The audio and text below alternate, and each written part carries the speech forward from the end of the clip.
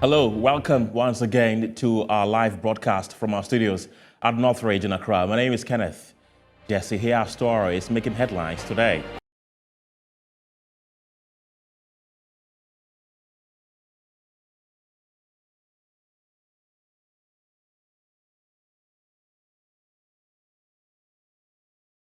Accra Zoo closed to the public hours after a man was allegedly attacked to death by a lion. We'll bring you the latest situational report, some analysis, and progress with investigations.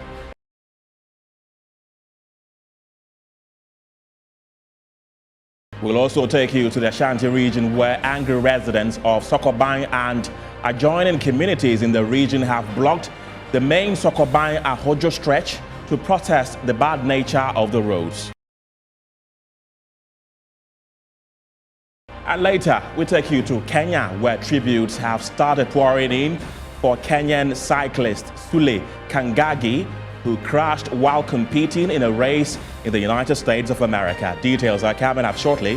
Stay with us. Hello again. The Accra Zoo has been closed to the public following the alleged attack of a man by a lion leading to his death. Police have commenced investigations into the circumstances surrounding the death. The victim, who is yet to be identified, was found dead in the lion enclosure of the zoo on Sunday, August 28, 2022. Now, our correspondent, Derek Adote, is at the Achimota Forest to bring us update on this issue. Derek, thank you very much for joining me this afternoon. What more can you tell us? Right, so right behind me is the Accra Zoo, where the incident occurred. We've been told that a middle-aged man jumped the fences of the zoo, entered into the fence of the lion, that is the cage of the lion, and was killed by the lion. And we do not know why and what the reason may be for the man entering into the cage of the lion. But what we have been told is that he was found inside the fences of the lion and was killed by the lion. We've been told that the place is cut off to the public. There is no operation here at the zoo today, and that the whole place is a security zone. And so we'll follow up on this incident. We'll follow up with the authorities and find out what is happening. We have also been told that the police have begun investigations into the incident. And as at when they find out for what reason the man went into the cage of the lion, we will let you know. But we have also been told, according to some perceptions out there, that the man went in there to steal the cubs of the lion. As to whether that is true or not, investigations being carried out by the police will bring that out, and we'll be following up on this to bring you up to speed on that. But currently, the whole place is closed down to the public. We have been told that there has been visits from the Chief Executive Office of the Forestry Commission and the Deputy Minister of Lands, Benito Usubio. They've all been here to ascertain the situation and to ensure that the place is secured. But currently, the place is on lockdown, and so we haven't been allowed to enter. But we'll continue to follow up on this incident and bring our viewers up to date. For Metro News, I'm Derek Adote.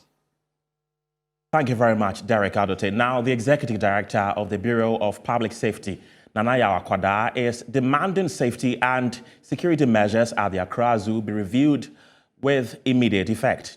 Nanaya Akwada has also raised some concerns with official statement issued by the Forestry Commission asking outcome of investigations be made public. The initial statement of the Forestry Commission and the management of the zoo raises a lot of disturbing questions and some skepticisms. One, the statement did not mention the police anywhere, okay? And then two, it specifically tells us that this man, an intruder as they refer to him, was attacked by one of the lions.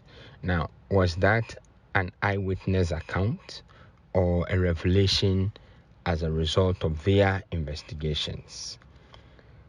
Three, how many safety arrangements or security layers were breached by this alleged intruder before eventually ending, in the cage where the lions are kept?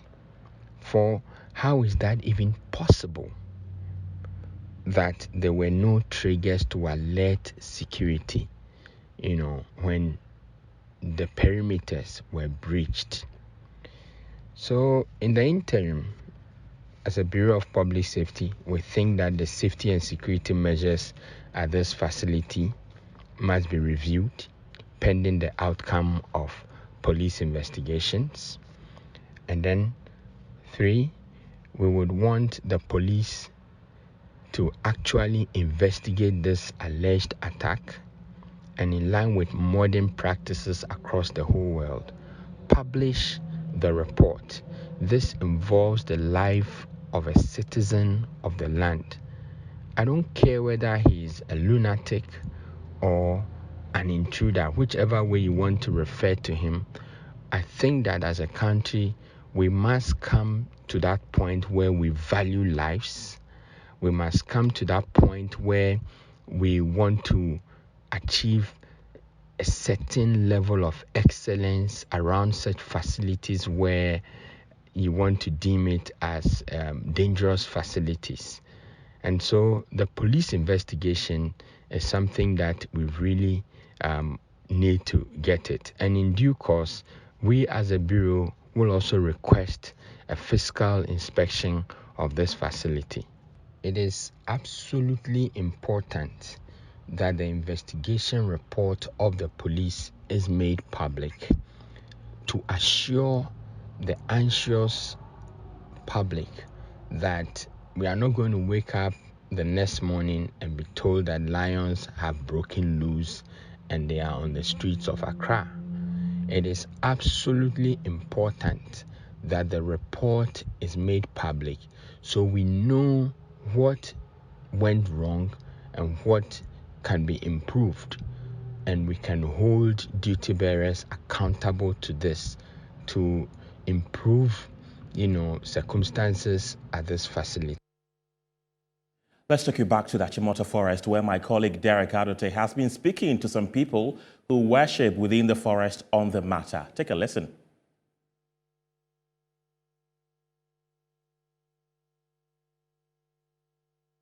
So, as someone who has been praying here, tell us how long you've been praying here and how safe the place has been since you have been praying here.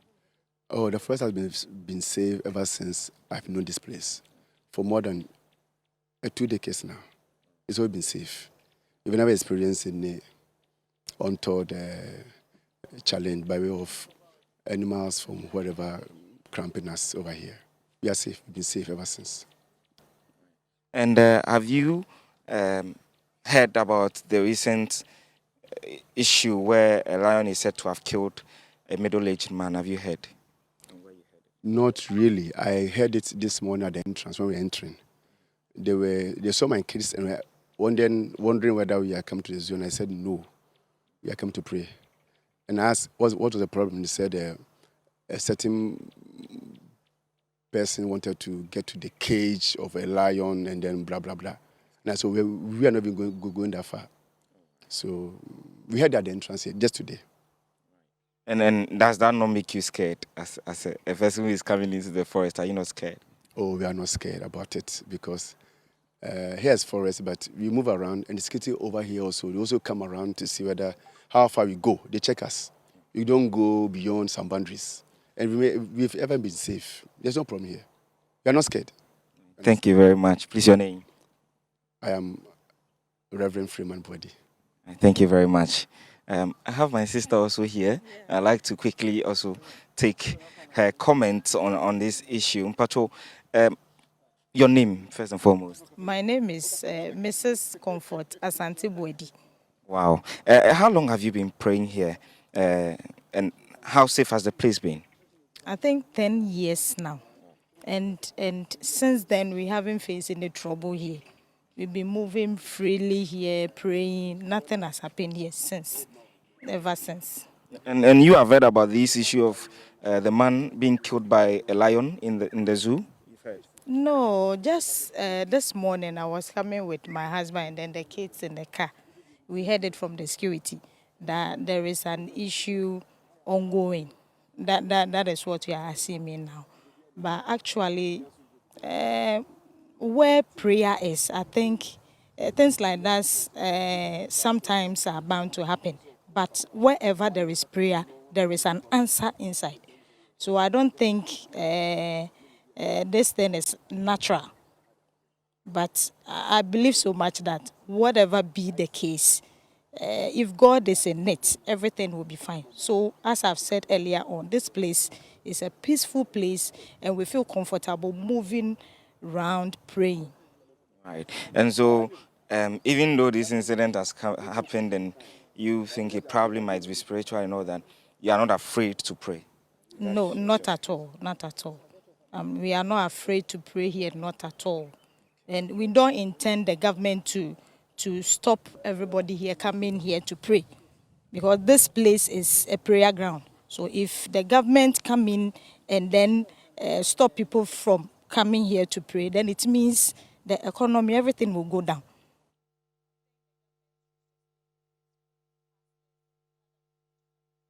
Right, so those were some worshippers who worship within the Achimota Forest. Now, I've been joined on Zoom by Reverend David Pele, who is the Executive Director of Ghana Wildlife Society and also a consultant of the Wildlife Division, for a conversation on this particular matter. Reverend, thank you very much for joining me this afternoon. What is your assessment of this particular incident and the management of its aftermath? Thank you for giving me the opportunity. My greetings to your cherished viewers. This issue brings to the fore the security of the zoo and then the nature of the animals that we have there. We have lions that are caged and put in a fenced area where it is such that people do not get contact with the lion. They are secure and kept at a distance that you can view them and view them from a point of security.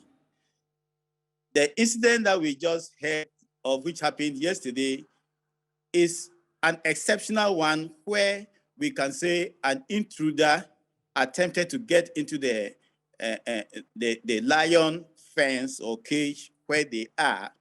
His motives, we don't know, but we know that the lion has cubs, young ones, as you can see there. And so it is possible that he was probably trying to get in there and steal one of the cubs.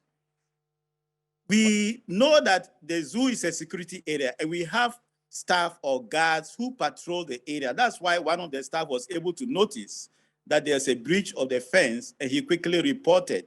And the investigation was somebody has jumped over the fence into. Obviously, the lion will not stand by and let you invade its territory. The lion is there with the cub and the lioness, and therefore they will do everything possible to defend the territory. So this fellow has gone out of the ordinary to try to enter into the lion cage, and therefore the lions will not just sit down. And then other than that, the lions are peaceful. They do not have interest in eating human beings. They are well fed with meat. And once they are fed, they have nothing to do with human beings, just to stand and then look at you and you look at them, right, and they are satisfied. But when you get too close to a distance where they feel threatened, obviously they will want to react and keep you away. Right. And that is why this fellow probably was killed. Reverend, you've talked about how the intruder invaded the lion's territory. Let's talk about the response from the zoo. We understand that they had to call in the police to come respond to this situation. Are they not supposed to be the first respondents when an incident like this happened? Of course, that is why the chief executive and the Honorable Deputy Minister for Lands and Natural Resources came to the place when they heard of it, and quickly they called in the police to investigate. The investigation of crime is the responsibility of the police. For somebody to jump the fence to get into a security area, it is obviously a security breach. And that's why we have called in the police to investigate. It's possible they can also pick up the fingerprints of the person and to find out who the person is. So for the investigation, it is good that we leave it to the police to investigate. We as wildlife are guards and taking care of the animals. For the criminal aspect, it is a responsibility of the police. So it is in order that the Forestry Commission and Wildlife Division as such call in the police to investigate and find out who is this person, what did he try to do, and what happened to him. We know that, yes, he has entered into the lion's cage. The obvious thing is the lions to fight him off. And that's probably why he died. But let's leave the details since they are still investigating. Reverend, they obviously come out and with their investigation, let us know the form in which the human being is, the attack, and what actually resulted in his death. The police are able to do that with the medical personnel. Right. Reverend, are you saying that when a lion pounces on an animal in a zoo, because it is an investigative scene, the zoologists or the people in charge of the zoo are not supposed to intervene to save the life of the person, even if he's an intruder, but have to call the police service to come in and investigate? Is that what you're trying to say? We are, the wildlife staff are armed, and they are supposed to, if they patrol the site, but you realize that this fellow sneaked in. You realize that there are bushes around where the fence is. So this fellow must have been hiding and jumped over the fence without being noticed, but he was only noticed as the patrol staff came around. So that is where we got to know that somebody had entered and has been attacked by the lion. It is if we had seen the guy jump in and was being attacked by the lion, at that point, the possibility of saving the person's life by shooting the lion would have been our option. That is what we could have done. But here is the case, the patrol staff is patrolling and the fellow sneaks behind him and gets to the lion gets to him before the person gets to notice. So at this point, there is nothing that the staff can do about it. If he was there, the life of the person is more valuable than the lion, and with armed guards, we would have been able to put down the lion and prevent the lion from attacking the human being. Right. But that was not the case. And it's unfortunate that the person did this at the backside of the security guard, and then it has happened this way. We regret what has happened, and we hope that it doesn't happen again. Right. But what you're saying, that means that the person breached security. Does that mean that the security at our zoos in the country are poor? The security is not poor as such.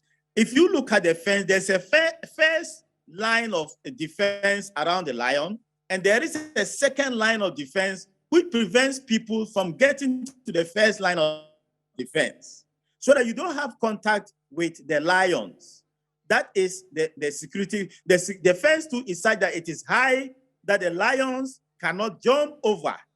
And like I said, when the lions are fed, which is what we do, they are well fed, they are comfortable, they have nothing to do with human beings. They just lie there and you admire them, you visit and view them. That is the essence of the zoo. And that is what we do. So this person, by jumping over the fence, getting into the place where he's not supposed to be, has breached the security measures that has been put in place. Right. And so we just want to say that the place is secure. Right. It doesn't mean that that individual that has breached the security has made the place insecure. No. Right. Reverend David Pele, thank you very much. I'm afraid we'll have to end the conversation here, but thank you very much for speaking to us this afternoon. Now, this news has dominated the headlines since it broke yesterday. Let's now turn to our video to know what some Ghanaians make of the attack at the zoo.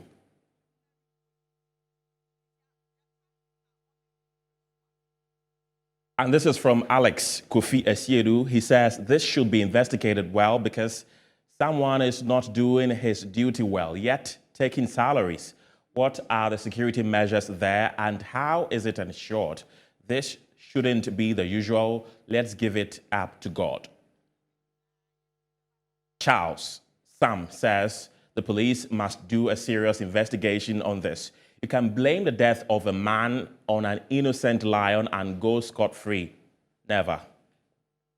And this is from Ernest Ayarik, and he said, does it not mean, or does it mean there are no guards there or what? If not, how can someone just jump into a lion's territory in his right senses? This from Kwam Benjamin says, so this lion is still walking freely after killing a human being. If it were a fellow human being by now, he will be languishing in remand and subsequently jail it for life. Can't this lion be prosecuted for murder and jail him for the rest of its life? What's IGP and Attorney General doing? The lawyer must work. This culture is not to be tolerated. This one from Frank Boahin says, please do an autopsy to check his mental state before his death, because no one in their right senses will try to steal a cab. Try even stealing a puppy from its mother and see.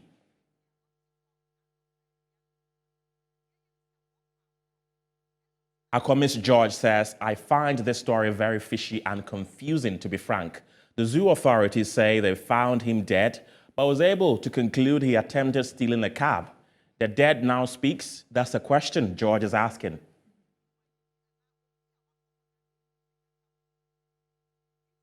Now, still to come in this bulletin, after the break, residents of Sokoban and adjoining communities in the Ashanti region protest bad roads, blocking a stretch to traffic. That's what's coming up after the break.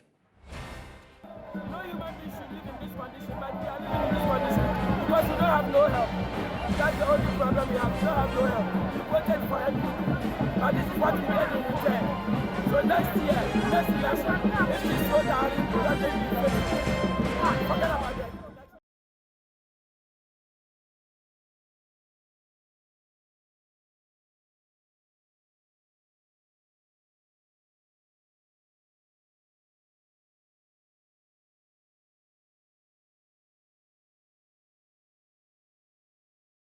Hello again. If you just joined us, this is Newsbeat on Metro Television with me, Kenneth Jesse. Let's bring in more stories today as former President John Dramani Mahama has taken on the General Legal Counsel by saying that tying the hands of would-be lawyers behind them is not a good omen for the future of legal practice in Ghana.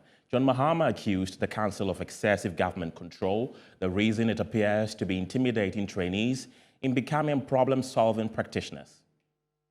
Speaking at a gathering of lawyers of the National Democratic Congress on Sunday, General Secretary Johnson Asiedu Nketia expressed concern about the ill treatment given to lawyers who are perceived to be members of the party. According to him, certain state institutions deliberately blacklist NDC lawyers, while some judges also prejudge cases involving NDC attorneys. We are aware of the intimidation you suffer in your profession, the leaders of your profession and the judiciary.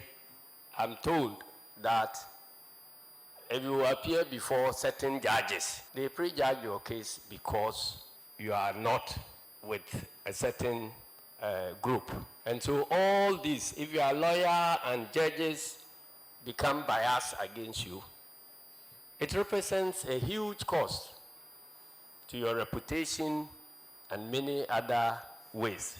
Former President John Dramani Mahama accused the Ghana Legal Council of being under excessive government control. It is therefore worrying that there remains deep-seated perceptions that institutions like the General Legal Council exist to intimidate lawyers who are critics of this government and deprive qualified students from studying for professional law certificates. How do you raise confident, independent, and creative lawyers with a focus on problem solving when during their training you tie their hands behind their back and suggest that they learn to accept oppressive rules without contest? In addition to this is the inexplicable ambivalence of the government and the government-controlled General Legal Council to meaningfully expand access to legal education NDC stands by its promise ahead of the 2020 elections that it will do all that is possible to expand access to professional legal education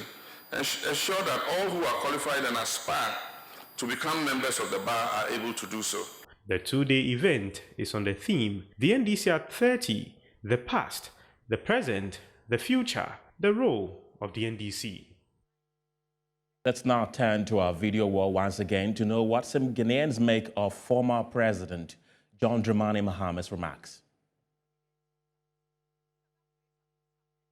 This from Abu Kasim Kabori says, desperation is driving you crazy. When you go to court without knowing how many votes you got, what do you expect the court to do? This from Okra Kujo says, bam, when lawless lawyer is president and appointing his cronies and MPP card-bearing members to the High Court and the Supreme Court under the leadership of 5 million cities, this is what happens. Hayford Kofi Yabua says, when a supposed statesman speaks like this because of greed, dishonesty, and hypocrisy, then you must know the country is descending into an abyss. The only change that the judiciary has gone through is that you are no more the president.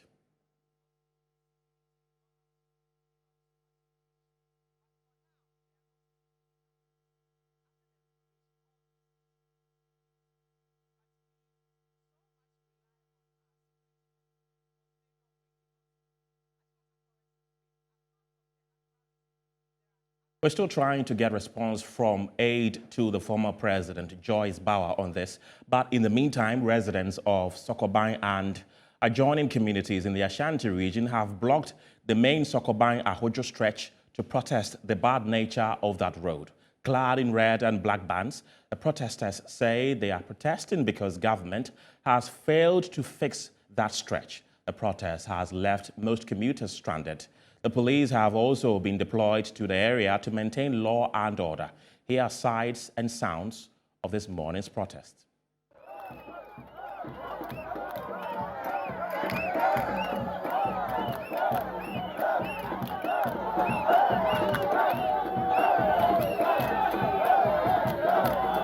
Every house is on the roadside paid 5 million because they are saying that the house does not have any papers. Now they pay 5 million to the houses on the roadside pay 5 million to the government that they're going to do the best for the houses. Now I thought that after paying the 5 million they'll come and fix the roof for us, but not have heard of it. Yeah. Terrible. The situation is terrible. I don't think the top people who are up there will live in this condition. No human being should live in this condition, but we are living in this condition because we don't have no help. That's the only problem we have. We don't have no help. Now they want them to see our voice today. We are all voters. We voted for MPP. But this is what we get in return. So next year, next election, if this road doesn't be fixed, forget about the election in this neighborhood.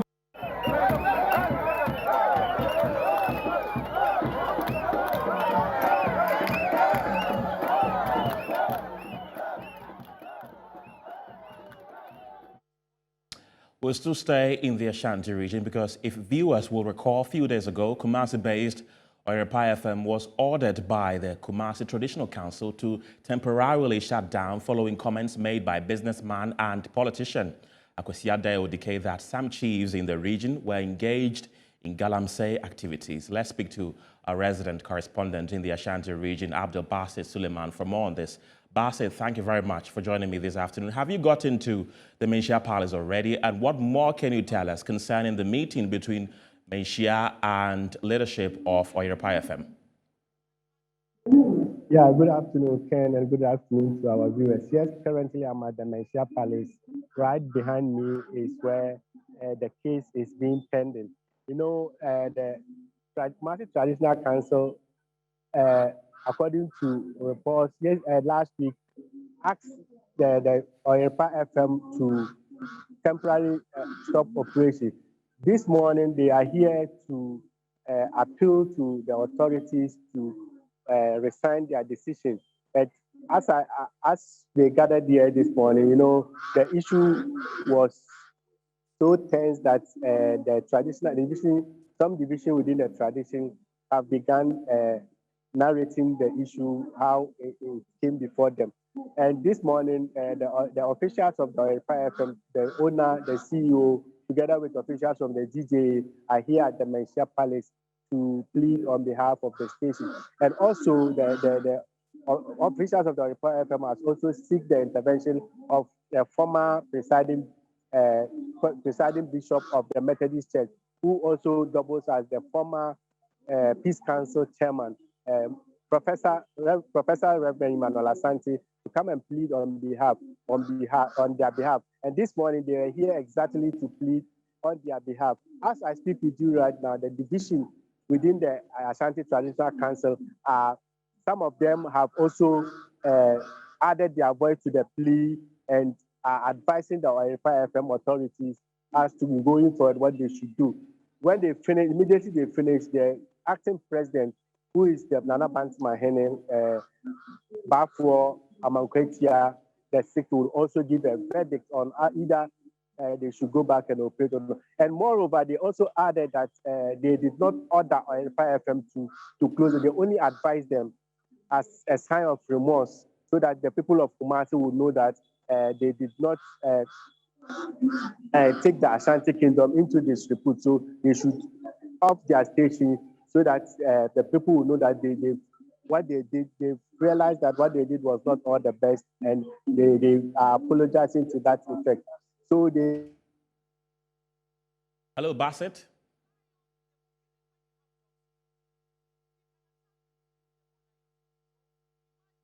Unfortunately, we have lost Abdul Basit Suleiman. He's our resident correspondent in the Ashanti region, bringing us a situational report from the Menchia Palace. Now, there's been growing concern that the freedoms of journalists in this country are being suppressed. But is that really the case? Let's now turn to our video wall and look at Ghana's performance on the World Press Freedom Index, which ranks the freedoms enjoyed by journalists in over 150 countries and territories around the world. So this is Ghana's ranking in the past 5 years. In 2018, we were ranked 23. In 2019, we were ranked 27. In 2020 and 2021, we were ranked 30. In 2022, we moved 30 places down to 60. Now, be reminded that 2018, 2019, 2020, 2021, we were ranked ahead some democracies like the United Kingdom and the United States. But in 2022, we are now ranked 60th in the world.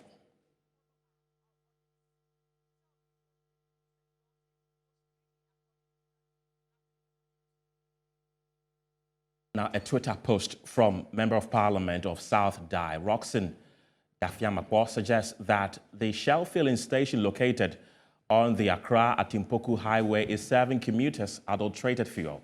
In a video the MP shared, a patronizer is seen lamenting over the havoc this fuel has wreaked on his vehicle. Let's take a look. So we stopped at Atimpoku on our way from Pole to fill our tank at the Shell inside Atimpoku. Just a few meters after that, the car started jerking.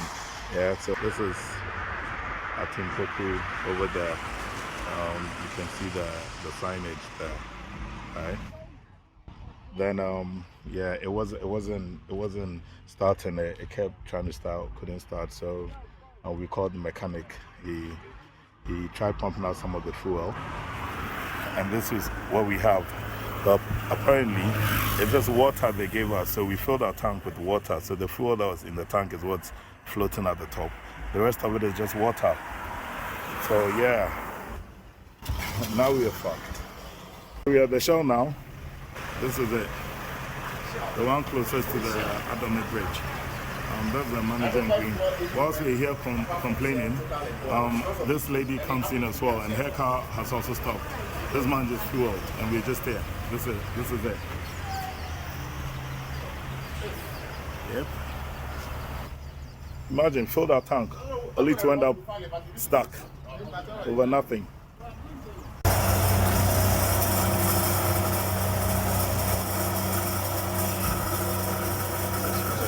See, right from the time. Let's now turn again to our video wall to see what social media has been saying about this particular issue.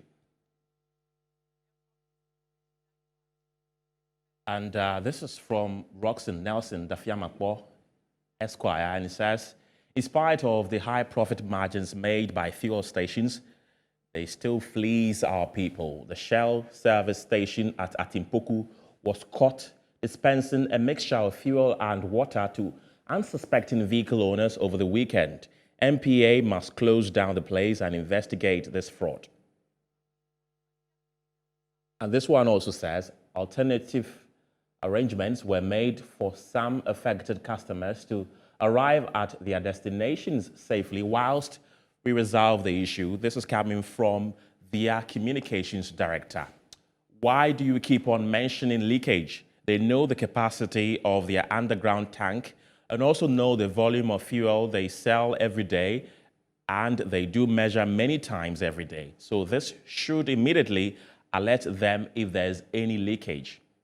And this one from Artistics says, my MP, why are you overshouting? This is due to the rains and Shell has shut down the station. Why are you behaving as if they intentionally mixed water with fuel and are dispensing it?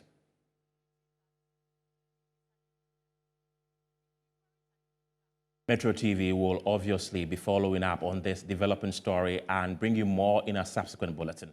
It's now time for business, and Winston Taki is back in the house. Winston. Hello, Ken. All right, it's time to bring you business and some update from the Ghana Statistical Service.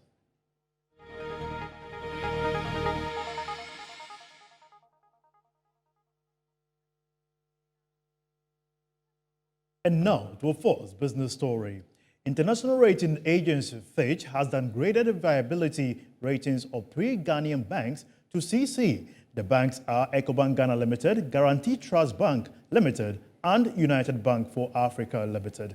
The downgrade came after the rating agency downgraded Ghana's creditworthiness to CC or junk status on August 10, 2022.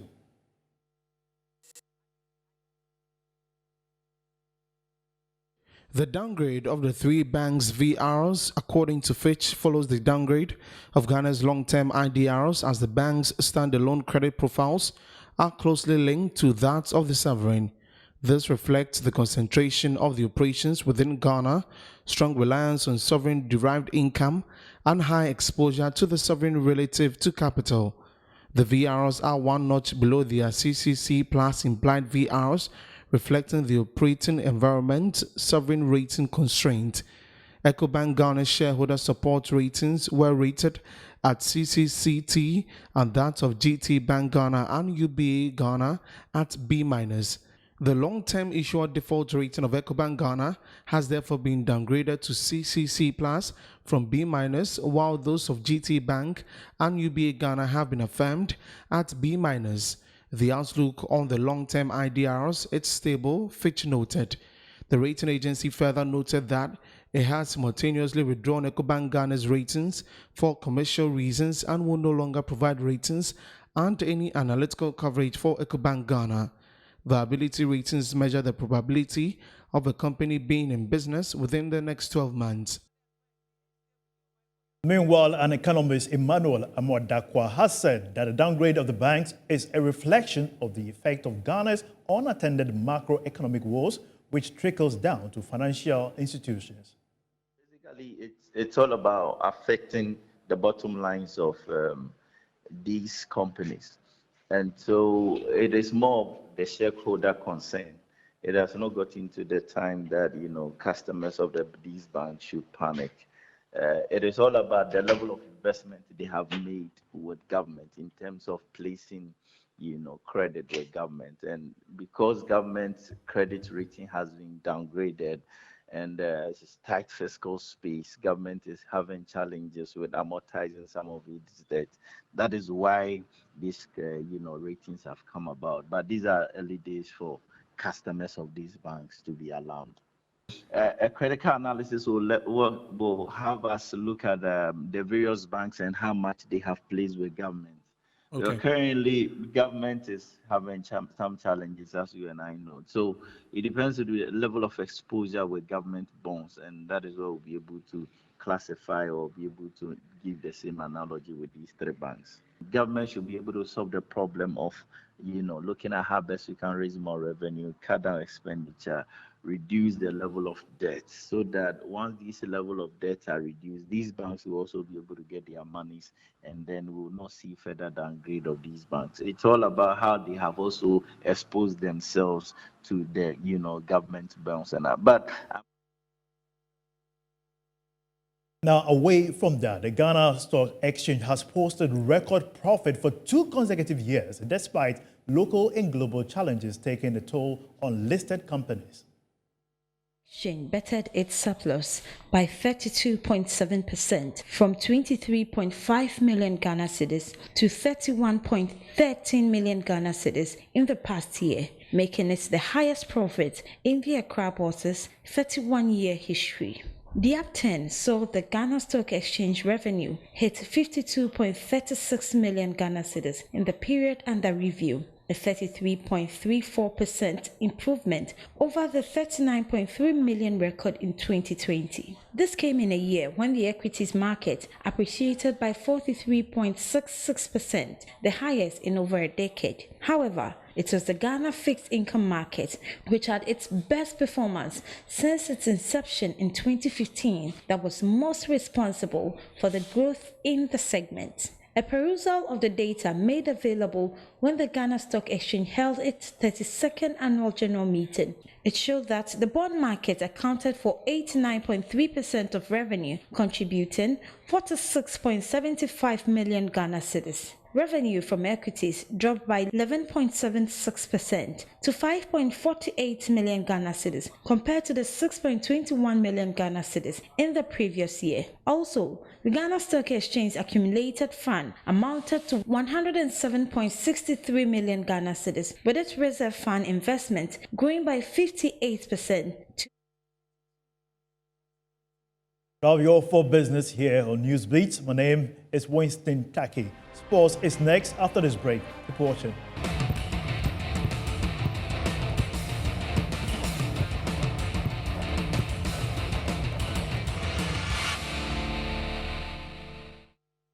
It's 50 past 12 midday in Ghana. My name is Phil John Quarty. It's time for sports. Ghana's local Blasters took a giant step towards qualifying for the next championship after beating Nigeria by 2-0 in an interesting match play at the Cape Coast Sports Stadium on Sunday. Anna Walker is in charge of the Black Galaxies. I have not seen any threatening even in their attack. I didn't see any threatening. And in fact, since I have seen the way they play, we also strategize for it. And when we get to Nigeria, it's going to be a different strategy that we approach the game. So we're not coming back losing, or maybe we will not be able to qualify.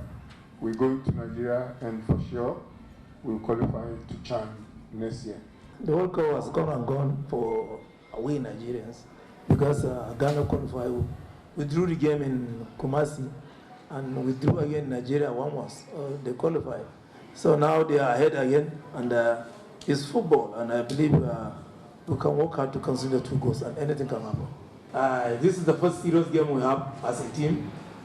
We didn't have any international friendly, and we see where our weakness is, and we see where Ghana is strong, and we work towards that. I believe in football. Well, let's go to Oklahoma in the United States of America, where Ghana's Richard Comey, together with Puerto Rican boxer by name Jose Pedraza Gonzalez, threw over 1,100 punches in a bout that ended in the draw. Let's get a reaction from the Ghanaian boxer. Esto es un deporte, hay que ir preparado para cualquier decisión. In this sport, you've got to be ready for anything. I'm not satisfied with what the judges determine on their scorecards, but it is boxing, and I'm ready. I prepared for this fight, and I can prepare for another rematch if that's what is up next. I was a little bit disappointed because I thought I won this fight, but it is what it is. This is boxing, and Yeah, I think I give away a few rounds, and I understand, and it's due to the air bar, and then the blast started going through my eyes, so I couldn't see properly. But then it is what it is. I still dig, and I think my first fight at 140, I should have dig a little bit more. But you know what I mean, Gabriel was telling me what to do, and we work on that, but I wasn't able to execute it that. So I feel a little bit down, but it is what it is. My first fight 140, and I believe next time I'm going to do much more better. I'm a warrior, and where I'm from, we fight. This is what we do, I fight, and no matter what, I will never give up. So it's one of the major things, and I think my corner, Mike Beezer, did a great job. He stopped the cars, he tried to stop it as much as possible, so he didn't give me much of a problem. But I mean, this is boxing, and it is what it is. You know, I mean, we all warriors. We did what we could, and you know, I mean, it is what it is. We take it the way it is. Ghana's Richie Comey reacting after drawing that fight against Jose Pedrosa Gonzalez of Puerto Rico in Oklahoma. That's your sports. My name is Phil John Quarty. It is ready for showbiz. Thank you, Johnny. It's now time for entertainment news.